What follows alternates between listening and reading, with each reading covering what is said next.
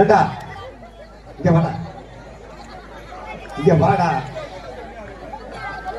ஏண்டா உயிரை கொடுத்து அடிக்கிட்டு இருக்கா பொண்டாட்டி ஒளியா வப்பாட்டி வாங்க.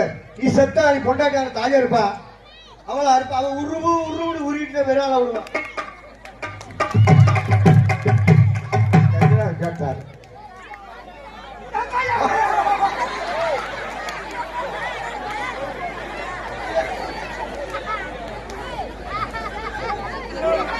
என்ன செய்யா போ ஆரம்பிச்சியா பொண்டாட்டி ஒளிய வப்பாட்டி வாழ்க்கன்னு சொன்னா நீங்க கோபப்படுறீங்க. ஏடா கஷ்டப்பட்டு தாலி எட்டுல பொண்டாட்டி ஒளியன்னு நேற்று வந்து வப்பாட்டி வாழணும்னா அது என்ன அர்த்தம்? பொண்டாட்டி ஒளிய வப்பாட்டி வாழ்க்கன்னு சொல்லக்கூடாதா? அது எப்படி சொல்லக்கூடாது? ஏப்பா நீங்க வேற வீட்டுக்கு போன உடனே பொண்டாட்டி சொல்ல பயங்கரமான தொல்லை.